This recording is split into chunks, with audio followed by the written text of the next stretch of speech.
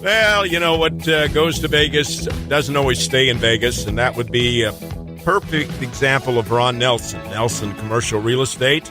But you did get a little pool time, didn't you, Wednesday? Zero, Bill. Zero?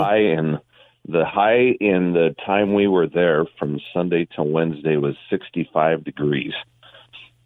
For Vegas, that is not the norm. So, that's a desert cold, too. Yeah, it was. It wasn't bad. It was pleasant. We can handle 60s. For us, that's kind of the norm.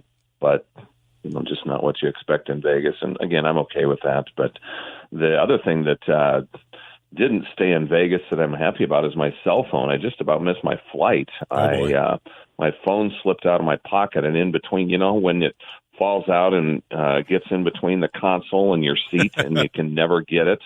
I knew that I would have trouble getting it, and the car rental people are rushing me through as I pulled into the check the car in thing, and I forgot that my phone dropped in there and didn't realize it till I got on the shuttle, and it's like, oh, no, I forgot my phone. I ran back to get it, and my car had already been rented out. So we had to call the guy that was in the car, and he had to come back from his hotel to drop my phone off. And it was one of those times I left enough time, plenty of time actually, at the airport. I'm always usually the last guy on the plane and the last guy there, and I'm sweating and huffing and puffing just to make it. And so, I guess I used that time well. But yes, anyway, I'm back. I made it back, and I'm tired. I know you are. One of the things that we did talk to you Wednesday about was Chick-fil-A. And I heard you earlier, too, talking to Jody, saying that Ron just said he signed Chick-fil-A, and I need to clarify that. There you go. I did not. So don't start serving the ice cream yet? So do not. So here's the reason I can talk about it. A lot of times deals I'm involved in, it's the worst kept secret out there. You're asking me to talk about it, and I can't because I'm prevented contractually from talking about it when everybody else knows about it. I'm on the outside looking in on this one. I had nothing to do with a Chick-fil-A deal, and I just simply made the announcement that it's my understanding there is a Chick-fil-A deal in Sioux Falls, and that's all I'm going to say. For I don't want to get anybody else in trouble, including myself. But I can pretty definitively report that there is a deal done in our market, and I'm sure the people that are involved aren't going to talk about it, just like I can't usually when I'm involved in a deal. Same thing with Chipotle. We are most likely going to see a Chipotle and a Chick-fil-A coming. I'm guessing probably 2020, probably not this year. But, a couple names that people have been kicking around for a long time, hoping to see in our market, and somewhat unusual for a market of our size to not have either of those two restaurants. And so, we're going to start looking like everybody else again, I guess, when we get those. Jody mentioned earlier in the week about a franchise with Golden Corral, and I wasn't quite sure how that worked. They want to be here, but they're looking for somebody. What's that mean? Yeah, and I met with Golden Corral 6-7 years ago, and there's just an example of a lot of them that are looking for franchisees, and they're franchise generally driven type companies. So Jersey Mike's, now finally coming to town, but they've been talking to us in Sioux Falls for quite some time. And until they actually get an operator, a franchisee for, local to our market, they're not coming, and so they finally got one for Jersey Mike's. And so we'll be seeing the Jersey Mike's. As much of anything, it's odd because some companies are just very closed mouth. Other ones, evidently now, like Golden Corral, are kind of putting the word out there, so this is just a way for them to kind of get the word out that, by the way, if you know of anybody looking for opening a large restaurant, those Golden Corrals are large, like 11,000 feet or more. But it's sort of their way by doing this to put it out there that we are out there. We'd love to be in your market, and if you got restaurant experience or know somebody that does, and some capital, there's a good franchise called Golden Corral waiting to come to town. So that's really all it is. A little premature from a real estate standpoint to be talking about names. No, but like it gives you a little buzz, and it has people saying, "Hey, things are happening here. We're a good place for people to come."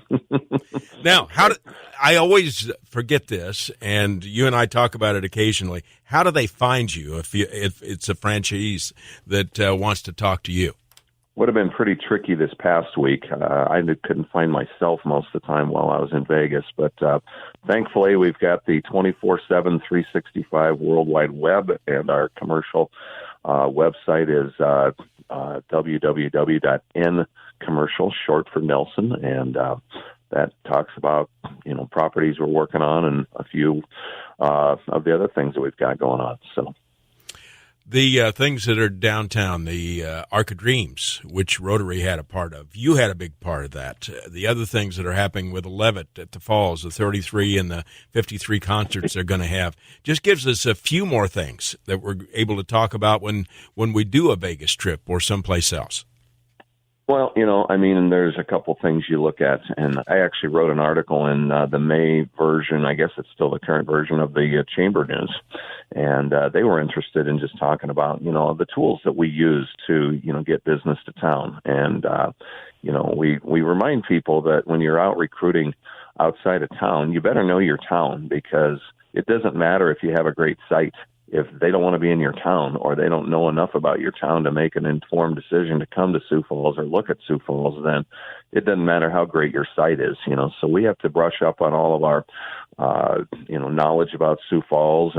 And so I didn't talk too much about downtown deals in Vegas, but yet you still talk about it, because there's more to it than just coming to town. A lot of times people are bringing their employees from, other cities to our town, and they care about their employees, and they want them to have a good landing spot. And so companies want to learn more about just the site. They want to learn more about the market. What is your quality of life? What's it going to be like for our employees? Do we want to bring people here? Is this going to be, well received by our market? So talking about downtown, the Levitt, the Sculpture Walk, I talked a lot about that. The Arc of Dreams. People were fascinated to hear about that. You're telling me there's two different statues, if you will, coming up on different parts of the river that are going to come within, what is it, Bill, 18 feet or something of touching, but, kind of with that whole idea of sort of that reach into infinity or whatever. Very well received, very cool. And of course, everybody loves talking about the falls, and just with our whole climate change and weather patterns that we've had this year, a lot of people said, man, I bet those falls were going crazy. If you guys had flooding and things like that. And I'm like, yes, they were. And as a matter of fact, we even closed the park. It was so crazy for a while there with the falls. But, people want to hear about that stuff. So it's fun talking about things more than just the general shop talk about square footage and price per foot and cam charges and things like that. It's neat to delve into the whole quality of life thing about our great city. It was fun, too, with the Arc of Dreams making a lot of news early in the week. And by the way, we're going to have one of the key players on the Arc of Dreams with us in the second hour this morning. But we got to talking to Steve Van Buskirk about all the things that are happening at Lake Lorraine. I said, okay, I know you are competitive enough that they have an Arc of Dreams downtown. What are you going to have out there? And he kind of laughed. He said, well, I'm going to have the lake. And I thought, oh, you're going to develop the lake a little more, going to make it more interesting. But we're all looking for things to make people remember our community and our area as well.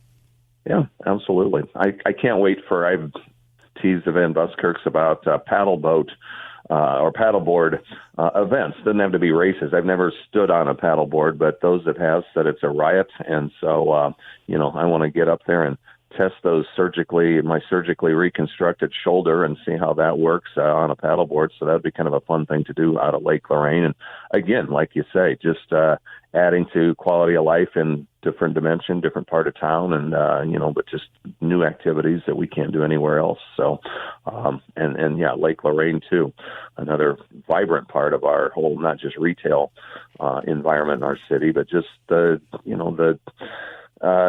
things to do, quality of life, so it'll be fun to see how they build on that lake type of events that they have upcoming in Lake Lorraine. I always hear you guys talk about the RECON in Vegas as the top show. What's number 2 and 3? What are other things that people go to that are promoting the Sioux Falls, the South Dakota, Minnesota, Iowa areas?